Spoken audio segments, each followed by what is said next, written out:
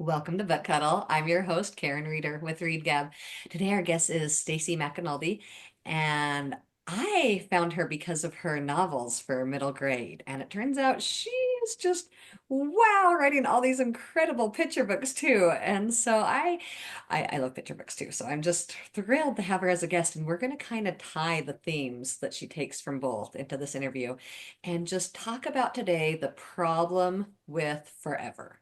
Why is that a problem? But first, Stacy, I would like you to take a second, just introduce yourself and tell us a little bit about you besides being an author. Sure. So yeah, I'm Stacy McAnulty. Right now, I'm in my home office in North Carolina. That's where I live, though I grew up in the state of New York. I'm a wife, I'm a mom, I dog mom as well. My background is actually not in writing, it's in mechanical engineering. So you see in a lot of my books STEM elements, but now I have the best job in the world being the full-time writer. Yes, and actually, I would love to hear about how you weave that into the middle grade too, because it's very obvious in the picture books. We'll get to that later. Okay, so when you go do an author visit, I noticed actually as I was reading over all of your website and everything that this is one of the themes, is the problem with forever. And I thought that's just perfect because we've got Forever 12 and then its sequel Never 13. So will you just first give us an elevator pitch about the books? What are these books about? Sure, but first I will warn you, I'm bad at elevator pitches. You Uh, mean that it's a Empire State Building elevator? Is that yes, is it's that like it's long? the agents and editors are so much better at this, but I will try. So in the books, we have Ivy, who is a basically a 12-year-old, a seventh grader, and she's going off to an elite boarding school in the mountains of North Carolina. Of course, this is a really cool school, so she expects other kids to be really smart and motivated the way she is. But then when she gets to the school, she meets a couple of kids that aren't just smart. They're like, whoa, whoa, whoa, smart. They reveal themselves to her to be Evers. And basically, what that is they look like teens and tweens, but they're regenerating every night. They live forever, kind of like vampires, but without the blood sucking. And they reveal themselves to her because she looks like someone in their lives that went missing decades ago. So she's somehow involved with this mystery. Excellent. I love it. And it's such a powerful theme because people think they want to live forever, but what is the problem with living forever? Tell us about some problems that arise when one lives forever. Oh, well, so many. Now, the idea of living forever doesn't sound horrible if the people you love and the pets you love get to live with you forever, Right. right? But living forever and not having your family, your friends in the same situation, that's kind of awful. Right. To say goodbye to people again and again. So there's that issue, of course. Another issue with living forever in this book is that they look the same. They appear the same. So while they can be getting smarter and they can be learning things and becoming experts in so many ways, these poor Evers that are featured in the first book, they look 12, 13 years old, and most people would not choose to be 12 and 13 forever. Right. Maybe 29, something like that, Yes. where I remember when I turned 29, actually, just a few years ago, when I turned 29, my mom said to me, "Oh, you've just reached immortality. This is the Yep. age that claim forever now. You are now immortal." Yes. Yep. And that's what people would probably select for themselves.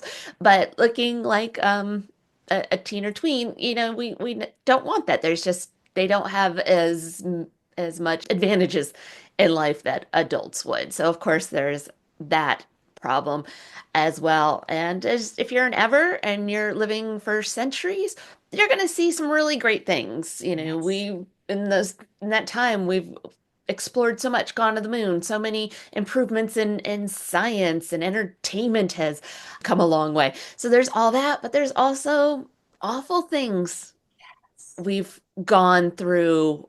Some of it natural and some of it, human made.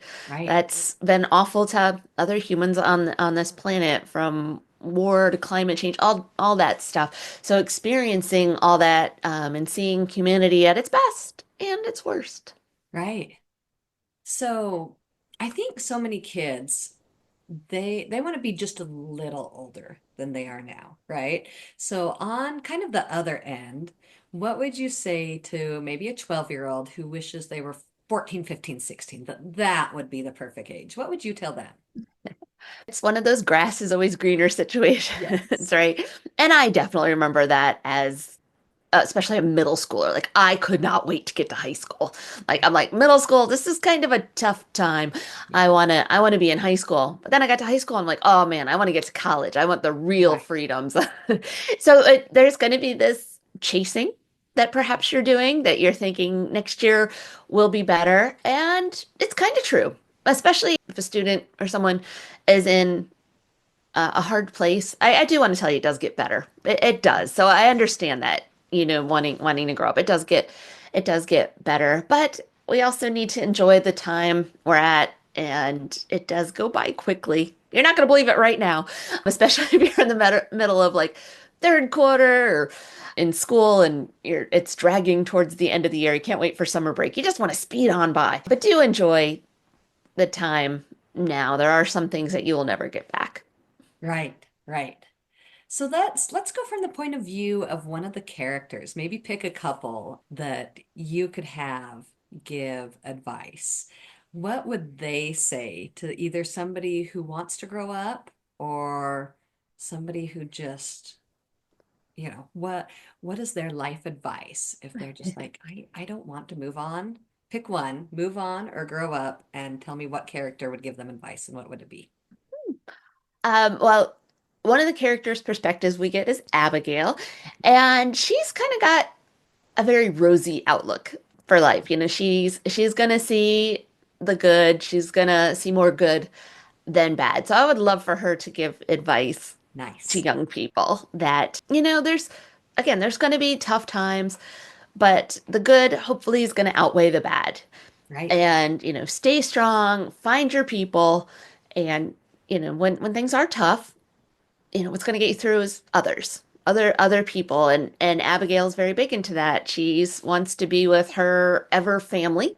They're not really family. They're stuck with this immortality. So she finds comfort in them. So she would probably tell, young people to find comfort in others. Tim is one of the other characters. We don't get to see, we're not in his perspective, so we only get to see him from the outside. But Tim is very, very driven and he feels all things are possible. He plays all sorts of instruments and become really good at those. So he likes to, that's how he likes to spend his time. So he would probably say, find those hobbies, find those things that make you happy and spend time doing that. So that I think that would be his perspective. And then we have Dom, who's the most recent ever. He hasn't been, he's the youngest of them. And The he's youngest, what, 80-year-old or 100 and something year yeah, old? yeah, right. So, and he's big into making edible cookie dough and perfecting edible cookie dough. So he would He kind and of I be in could that hang out. hobby line as well. But find something and share that. So for him, it's edible cookie dough. He's trying to make the best, and he's always bringing it, and he's always sharing it. So he kind of combines the two of Abigail and Tim. That he's got the hobby, but he's doing it for the people he loves. I love it. Okay, now I'm curious. Tell me, is it, I can't think of her name, but the original Ever in our stories. Tell me her name. Esty? Esty. Yes. Would she, because she's so grumpy, would Grumpy Esty have any advice? Because I know I she's the like harder how one, she, right? especially like we get more of like Tim and Esty and Dom in the second book. Yes. What Yeah, we have what more. could you give us now that you've given me three of the others? I'm like, oh, I'm just dying to hear. What would you come up with for Esty to give us? Yeah, so she is kind of the leader of the group. She is the oldest of this gang, and she's kind of dark. I imagine her wearing like all dark colors and dark Right. hair and kind of Wednesday Addams vibes. Nice. So, and she's kind of the realist, Right. and uh, she's not gonna say nice things just to be nice. She is going to No take more. sugarcoating allowed. Yes, and she's just going to approach things like this is the way it is. We can get through it, We can work together. We must work together, Right. but this is what it is. And I'm not going to say everything tomorrow is going to be rosy, but this is what we need to do to survive. So she is gonna have a darker take on it, and she's very sarcastic, which I am very sarcastic in my life. So I like her matter of factness, her sarcasm, and she'd be the person you go to when you want real advice. Like you don't want to be made felt better, Right. You need but some you want to honesty. know, yeah, you want the truth. You want to know someone's real opinion without them necessarily taking into account your feelings. This has just brought me so much joy hearing what you say the characters would say and give us. This is so fun. And I think this would be such a great thing for our librarians or our teachers or maybe even parents to have a conversation because these are actually our audience. And so you could take these and be like, okay, so think about what this character would do. What would they say? Now take a very opposite character and what would they say though? And so have the students come up with either the teacher or student could come up with the questions and Mhm. then make the students, I don't know, the groups could interchange the questions and what would your character respond? I think that's so fun is really getting to know them and putting them in the shoes. So, Absolutely. Stacy, you love math and science, and Mhm. so many of your picture books have math and science. How do you weave that into the Evers? Think Forever 12 and Never 13. Those titles, I love those titles, but I do like I get trip over them. tongue-tied. It's like Forever 13 or no, Never 13. Yeah, Yep. I And so trip over the I've same. done my children have called me out on that. Like, you got the title wrong. But in those books, it's different because they don't have as much science. They are fantastical. You know, Yes, there's fantasy elements, there's a mystery element, which has been new to me because so much of what I've done has been STEM based and contemporary. Like it's stuff that could really right, happen and there's science behind it. I did spend some time trying to put some science in this or try to understand some science right. of How would aging. this work if this was real? Yeah, like, and the anti-aging business is huge Right, right. in especially America, whether it's, ointments for our faces, vitamins, Yes. the real science too, when we're trying to fight things like Alzheimer's, Parkinson's as well. So I've read some stuff about that. I watched a really cool 60 Minutes about a doctor who does anti-aging and um, what we can do there to make our cells regenerate, and they regenerate in healthy ways that are not so prone to cancer, which happens as people age and as pets age, actually. So they are studying it, and I did try to learn some of that. Now, none of it really leads to Evers, people regenerating overnight. So I had to just say, nope, magic It's all magic. for that. But it was fun. It was fun learning about that and what they see. Our population is living longer and longer, and Yes. that is awesome to have parents and grandparents around longer and longer, but also put strains on society for what people might need, the needs that people will have. So I definitely went down rabbit holes when I Right. was learning some of this.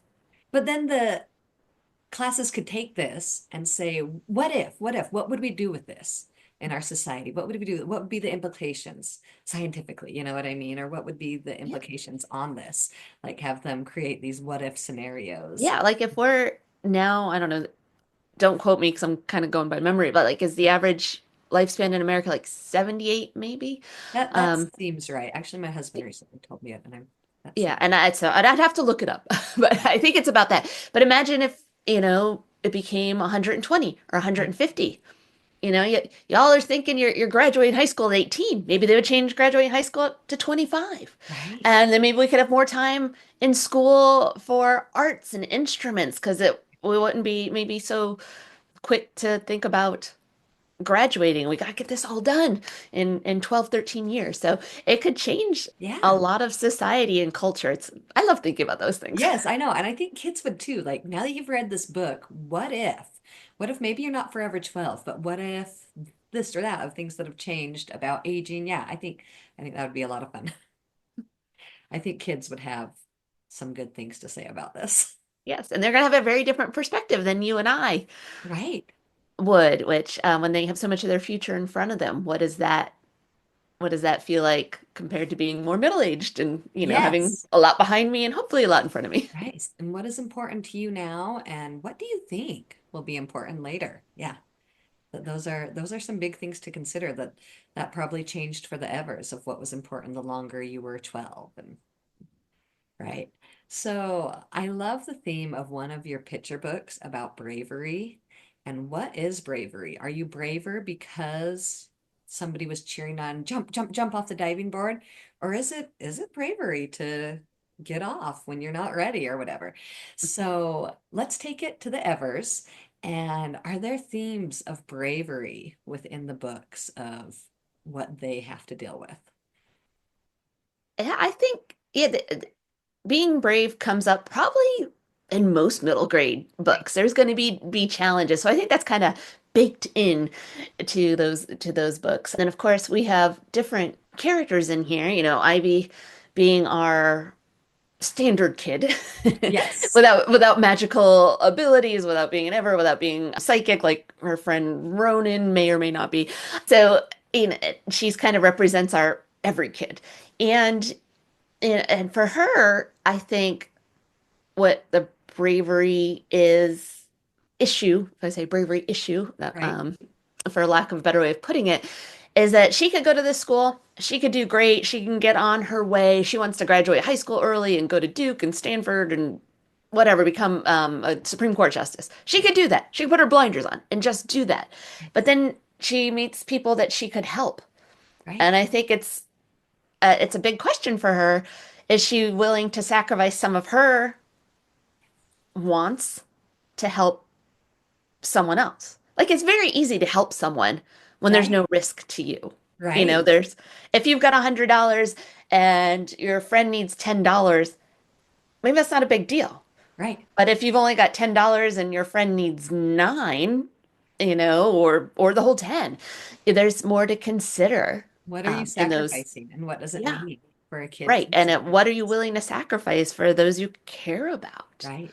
So And that's people that's and one the kind of question. strangers. What are you willing to sacrifice for a stranger even? Right. Yeah. Do you need to know people? Do you need to know if they're good people? Do you need to know, if they mean something to you? So that's, yeah, a lot of big questions Yes. there to consider. And I love that you could just take it. Fantasy is my jam. Of all the books, I do love to read, and I have to make myself break out into other genres because I would just read fantasy all the time. And I think it is a very popular one, and you could just read and just love it, right? You could just, this was a great book, and I'm done and never think anything of it. Or if you have a teacher or somebody that they're going to help you pull lessons out. There are so many powerful lessons, especially in middle grade books, that we can take and learn and apply and do some higher level thinking, even if the reader doesn't initially do that, that you can do one or the other. Because for me, the first and foremost important thing is loving reading. And you've got that in the books. And Thank you. then afterwards, is there something more that can be done with it? I know. And I That's think what I that's say. a, It's, like my first thing yeah. is to entertain Yes, on from picture books, my nonfiction, my middle grade. If I'm not entertaining the reader, they're gonna close it. So right? first thing is to entertain. And when a Yes. reader is entertained, we can do like anything. We can talk about anything as long as we're entertained. Nice. So perfect. If you are entertained, then you can go from there. And a parent could do that, like, oh, did you enjoy that book? And first talk about all the reasons they enjoyed it, if the child's willing. If not, just let them enjoy their book. And some kids don't want to talk to mom and dad and talk to them about something else. Don't make them stop loving reading. But then if they're willing also, just be like, was there anything in your book that, made you think about something else in life that maybe in your life that it definitely would need to be natural Mhm. because that can be hard as a parent. I know. Ever since from preschool of trying to pull those like conversations out when I first started dropping kids off at preschool to now I have an almost 16-year-old.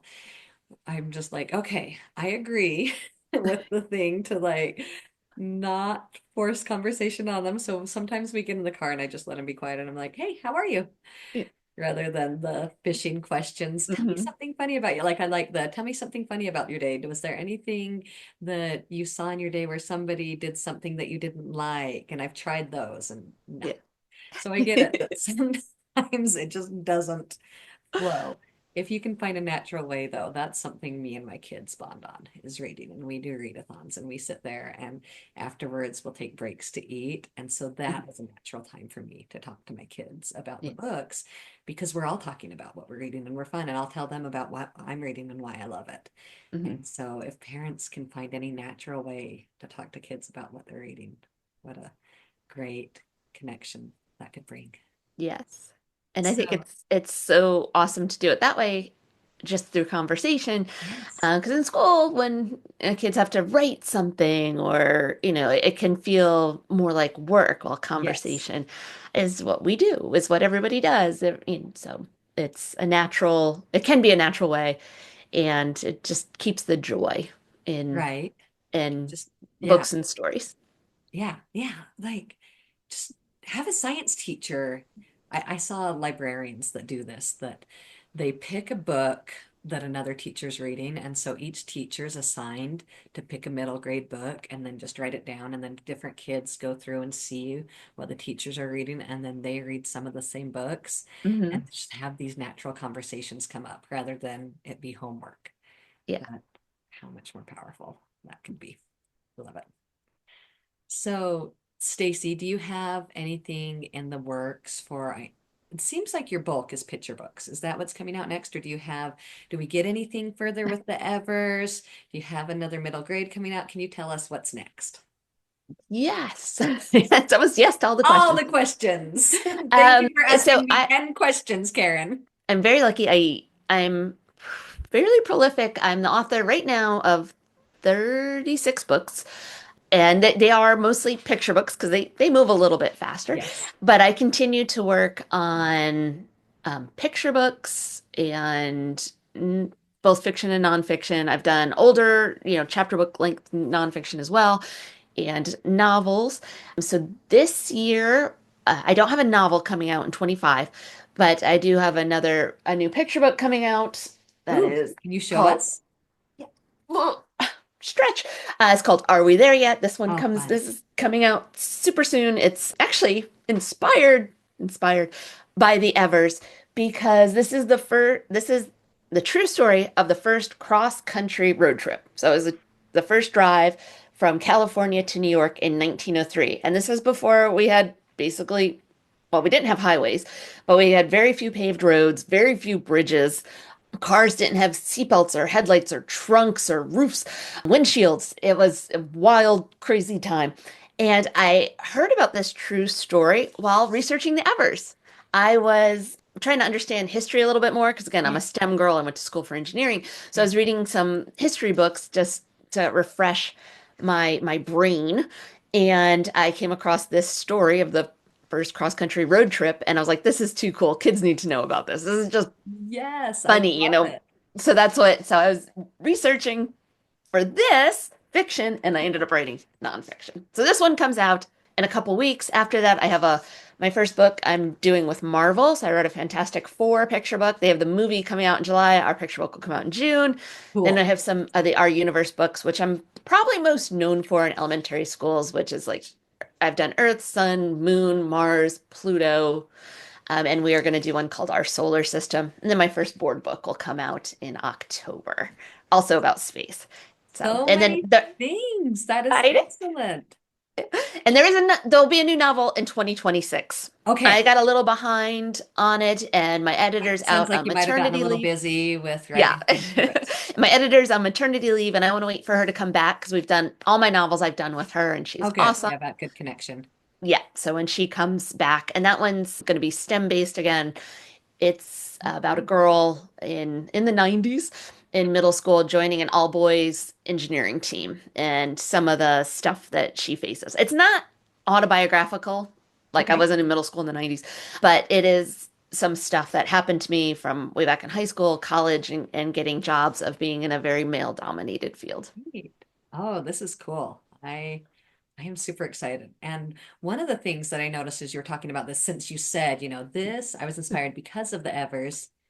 Teachers, librarians, do not be afraid to read a picture book. Do not hesitate to read a picture book to the older kids. I can't tell you how many times I was excited when I had a high school teacher, a couple times a college professor pulled out a picture book to introduce something or just to, kind of loosen things up. And there are so many powerful things that we can learn. And so that would be so fun if you had just had a student, or even if it was just one student that read it, just be like, hey, do you know what's cool? Somebody in the class read the Evers. And I wanted to share with you that the author wrote this picture book because she was researching and preparing to write this and making Did those you hear connections. about I can't think of his last name, James, the Jeopardy genius guy, like who No. won all the things? That's how he said he learned things was reading nonfiction picture books because that information, it's Yeah. pretty, right there. It's you don't get a lot of fluff. There's not a lot of room. Uh, Right. so he would read nonfiction picture books on things he wasn't an expert in to learn different Jeopardy categories. So nonfiction picture books, all picture books are awesome, but Yes. nonfiction picture books definitely have a place as students age. Yes. Oh, that is cool. Students are Ah, going to like to hear about that. I can't And remember his I'm name. reading this to you James. because do you know what? It might come in handy when you're in Jeopardy. But they would be like, "Oh, really? A Jeopardy, major Jeopardy winner read picture books?" I think that Yeah, would appeal to kids. That is cool. All right, Stacey, the way I love to end every interview is having you recommending a favorite children's book besides your own brilliant work. sure. So I get asked a lot, like what my favorite book is, and I've been saying Counting by Sevens, which I Yes. love. I read it a long time ago, but lately, which is still an excellent book Yeah. by Holly Goldberg Sloan. But recently, I've been loving this. I've been obsessed with. I read it a long time ago. So When You Reach Me I'm by familiar Rebecca. with, and I know Counting by Sevens, but no, I have not heard of When You Reach Me. Tell me the author. I Yep, can't see the author's name. Rebecca. I think you say Stead. Might be Steed. I'm not Okay. sorry. For some reason, I think Kind of it's like your Stead. name. Should be Mick, but it's Mac. Yeah. And it's a Newbery winner. And I wonder Okay. what year it was from. How did I Anyway, not I know read that? it Oh my years goodness. ago, and I think my kids had to read it. Let's see if I have a year here. 2010. So I read it years ago when my kids were reading it, upper elementary and middle school, Right. and I really enjoyed it. But it's definitely a book that gets better when you read it the second time. I Oh, don't want to cool. say too much about it because there's so many twists Yes. in it. There are It's some books that I just love to recommend that it's just like, just read it. Just great. trust me. And Read it without me telling you anything about it because it's I know kind of, I feel bad. I'm like, how can I summarize this? But yeah, Miranda starts receiving mysterious notes. She doesn't know what to do until one of the notes comes true. It becomes true.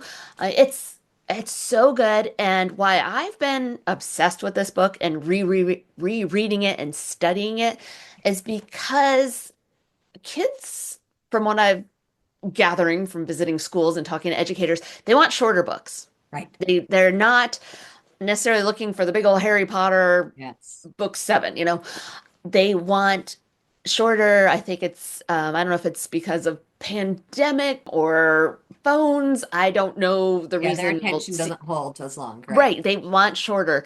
So again, we've seen more graphic novels being popular, especially in elementary school, because you can read one of those in a night or two. So Yes. they like that kind of instant. So I'm trying to get better at writing shorter. I find it very hard. Like I could go longer all day long. So I'm Yes, trying to absolutely. get a complete, I don't want to say complicated, but a complete story with all the things that we love, the themes and subplots in shorter books. And this book is only, yeah, it's like about 200 pages. Right. And I'm writing things like 300, 350 pages. And I'm like, this is an awesome story.